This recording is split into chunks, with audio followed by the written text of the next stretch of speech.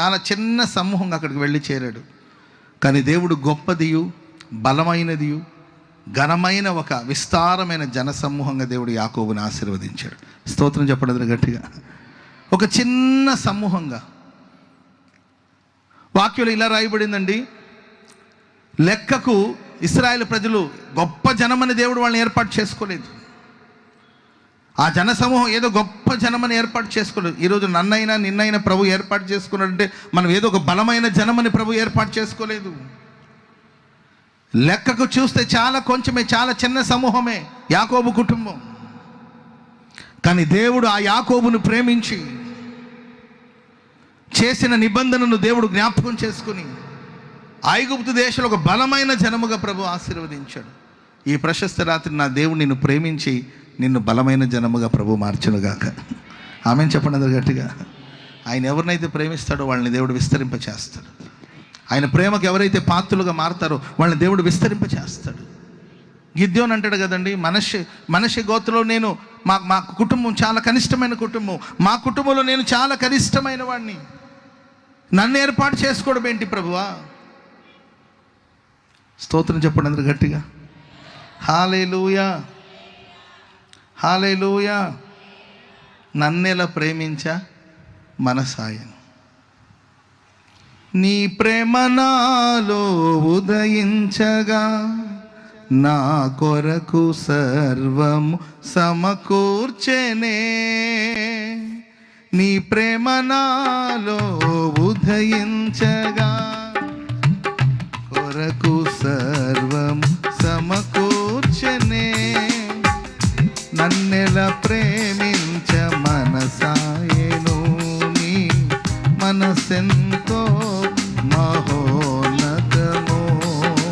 కొంతైన నీ రుణము తీర్చేదెలా, నీవు లేక క్షణమైన బ్రతికేదెలా.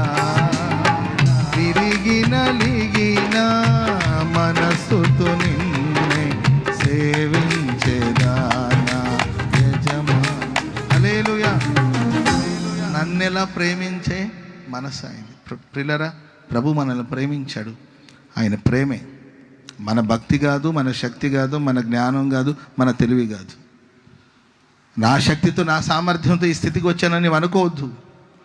ఆయన మనల్ని ప్రేమించాడు కనుక ఆయన ప్రేమే. దేవుడు అంటాడు, ఓ గొప్ప జనమని నేను ఏర్పాటు చేసుకోలేదు. లెక్కకు చూస్తే చాలా కొద్దివారే. ఆయన మనల్ని ప్రేమించాడు కనుక, ఆయన మన పూర్వీకులతో మన పితరులతో చేసిన నిబంధనను జ్ఞాపకం చేసుకున్నాడు కనుక ఆయన మనల్ని ఎన్నిక లేని వారిని బలమైన జనముగా చేశాడని వాక్యం సెలవిస్తుంది. యూదా బెత్లెహేమ, యూదా ప్రధానుల్లో చాలా స్వల్పమైన అల్పమైన గ్రామం. ఇశ్రాయేలు ఏలుబోవాడు నీళ్ళ నుండి వస్తాడు. ఆమెను చెప్పండి అందరు గట్టిగా. బెత్లెహేం అనే గ్రామం చాలా చిన్నది, మన రావెల్లాగా. రావెల్ పెద్దదేనా? తిరిగి చూస్తే కదా తెలిసేదాన్ని నాకు. ఈ ఊర్లో తిరిగిన వాళ్ళకి తెలియాలి. ఒక చిన్న గ్రామం, అక్కడ ఎక్కువ గొర్రెలు కాపరులు ఉండేవాళ్ళు. అది పెద్ద సిటీ ఏం కాదు, గుంటూరు విజయవాడ లాగా పెద్ద సిటీ ఏం కాదు. అది ఒక చిన్న కుగ్రామం. యూదా బెత్లెహేం చాలా కుగ్రామం, చిన్న గ్రామం, అల్పమైన గ్రామం. అక్కడ గొర్రెల కాపరులు గొర్రెలు కాచుకుంటుండేవాళ్ళు. అలాంటి ఒక గ్రామం. ఇప్పటికి కూడా బెత్లెహేంకి వెళ్తే ఓ రోజులు మొత్తం పట్టణం అంతా తిరిగి వచ్చేయచ్చు మనం. అలాంటి చిన్న గ్రామం అది. ప్రపంచాన్ని పాలించే దేవుడు, యూదులను పరిపాలించే లోక రక్షకుడైన క్రీస్తు ప్రభుల వారు ఆ యూదా బెత్లెహేమును ప్రేమించి, ఆ యూదా బెత్లెహేములో పుట్టడం వల్ల ఈరోజు ఆ యూదా బెత్లెహేం అనేది అనేకులకు ఆశీర్వాదకరంగా మారడం కాదు. ఈరోజు అనేకులు యూదా బెత్లెహేమా బెత్లెహేమా బెత్లెహేమా అని పాడుతున్నారు. ఈనాటి కూడా లక్షలాది మంది ప్రజలు ఆ యూదా బెత్లెహేంకి వెళ్ళి యేసుక్రీస్తు వారు ఎక్కడైతే జన్మించారో, ఆయన ఎక్కడైతే ఉంచారో ఆ చోట నిర్మించబడిన మందిరాలు ప్రార్థన చేసుకుంటున్నారు. లక్షలాది మంది ప్రజలు ప్రపంచవ్యాప్తంగా ఉన్న వాళ్ళందరూ కూడా క్రీస్తును ప్రేమించే వాళ్ళు ఆ ప్రాంతానికి వచ్చి దర్శించి వెళుతున్నారు. అంటే ఆ బెత్లెహేం అనేది ఒక చిన్న కుగ్రామం. ఆ గ్రామాన్ని ప్రభు ప్రేమించి ఘనపరిచి ఆశీర్వదించాడు. ఈ రాత్రి నిశ్చయంగా రక్షకుడైన క్రీస్తు ప్రభుల వారు నీ హృదయంలో ఉదయించాడు. ఒక ఎన్నిక లేని స్థితిలో ఉన్నావేమో, ఆయన నిన్ను ప్రేమిస్తున్నాడు గనక నిశ్చయముగా నేను ఒక బలమైన జనముగా ప్రభు మార్చబోతున్నాడు.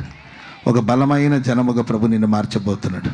ఎక్కడైతే అవమానాల పాలయ్యావో అక్కడ ఒక బలమైన వ్యక్తిగా ప్రభుని నిలబెట్టబోతున్నాడు. చప్పట్లు కొడుతూ దేవునికి స్తోత్రం చెప్పండి.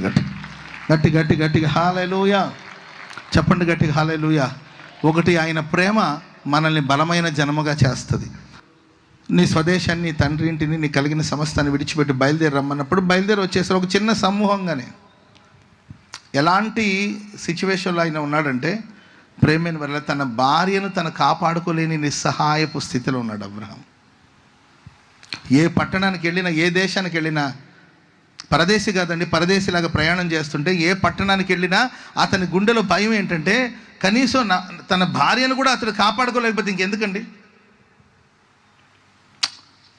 తన భార్యను కూడా ఆయన రక్షించుకోలేని నిస్సహాయపు స్థితిలో. అందుకొరకే ఏ పట్టణానికి వెళ్ళినా నువ్వు నా చెల్లివని చెప్పు, ఎందుకంటే భార్య అని తెలిస్తే ఒకవేళ నీకు ఏదైనా హాని తలపెడతారు, నన్ను కూడా చంపేస్తారు. దేవుని చేత పిలువబడినవాడు, దేవుని చేత ఏర్పరచబడినవాడు, దేవుని కొరకు సమస్తాన్ని విడిచి వచ్చినవాడు. ఎందుకు భయం అంటే సంఖ్య తక్కువ అండి. స్తోత్రం చెప్పండి అందరు గట్టిగా. క్రైస్తవ సమాజమా, సంఖ్య తక్కువగా ఉన్నప్పుడు భయం ఉంటుంది. ఎందుకంటే అవతల వాళ్ళు బలవంతులు, వాళ్ళకి దేశం ఉంది, వాళ్ళు దేశం స్థిరపరచబడిన వాళ్ళు, దేశంలో స్థిరపరచబడిన వాళ్ళు బలవంతులు, పేరుంది, డబ్బు ఉంది, ఖ్యాతి ఉంది, సైన్యం ఉంది, వాళ్ళు ఏమైనా చేయగలుగుతారు. ఉన్నది లేనట్టుగా, లేనిది ఉన్నట్టుగా చేయగలిగిన సామర్థ్యం వాళ్ళకు ఉంది. కానీ అబ్రహాముకు ఆ సామర్థ్యం లేదు. ఎందుకంటే దేశాన్ని విడిచి వచ్చాడు. తన పరివారం చాలా చిన్న పరివారం, తన భార్యను కూడా రక్షించుకోలేక అల్లాడిన సందర్భాలు ఉన్నాయి. మీరు ఆలోచించండి, ఎవడో వచ్చి అబ్రహాం భార్యను తీసుకెళ్ళి వాడి నగరంలో పెట్టుకుంటే అబ్రహాం పరిస్థితి ఏంటండి? ఏది వస్తుందని బహుగా భయపడ్డాడు, అదే వచ్చిందండి. ఓ రాజు, ఆ దేశాన్ని పరిపాలించే రాజును వచ్చేసి శారమ్మను తీసుకెళ్ళి రాజనగరంలో పెట్టుకున్నాడండి. ఆ ప్రాకారం చుట్టూ తిరుగుతున్నాడు. ఎట్లా నా భార్య నేను కాపాడుకోవాలి? ప్రార్థన చేస్తాడు, దేవా నిన్ను ఆశీర్వదించేవారు నేను ఆశీర్వదిస్తానన్నావు కదా, నిన్ను దూషించేవారిని, నేను శపించేవారు శపించబడతారని రాయబడింది కదా, నా కుటుంబం నేను కాపాడుకోలేకపోతున్నాను, కన్నీళ్ళు పెట్టుకున్న సందర్భాలు ఉన్నాయి. ఆ కన్నీళ్లు చూసి దేవుడు రాజును గద్దించి శారాన్ని దేవుడు అబ్రహాంకి అప్పచెప్పారు. చెప్పండి కూడా అందరూ గట్టిగా గట్టిగా గట్టిగా హల్లెలూయా. అలాంటి ఒక పరిస్థితిలో ఆరంభించబడింది అబ్రహాం జీవితం. యాకోబు కూడా చిన్న కుటుంబమే యాకోబుది, 70 మంది.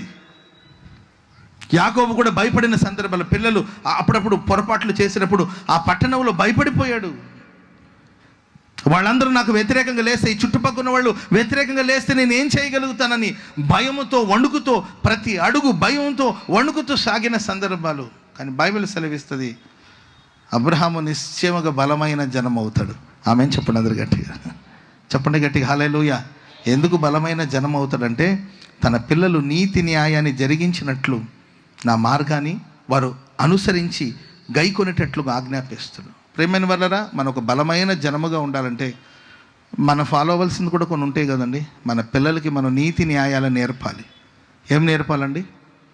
చెప్పాలి. ఏమి నేర్పించాలి? నీతి న్యాయాలు, క్రమశిక్షణ.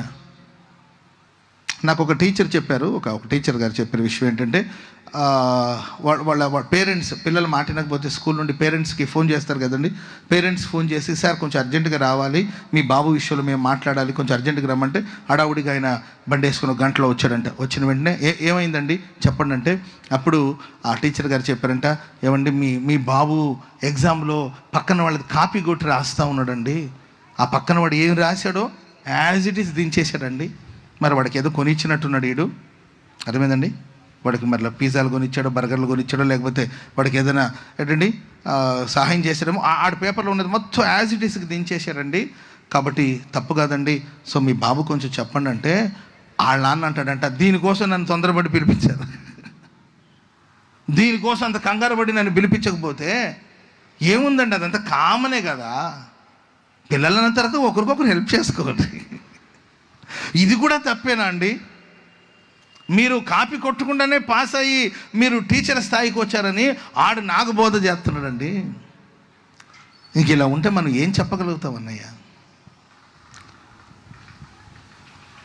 ఒక బలమైన జనముగా మారాలంటే నీవు దేవుని ప్రేమకు పాత్రుడుగా మారాలి. నీవు ఒక బలమైన జనముగా మారాలంటే నీ పిల్లలకి క్రమశిక్షణ నేర్పించాలి, నీ పిల్లలకి దేవుని వాక్యాన్ని బోధించాలి.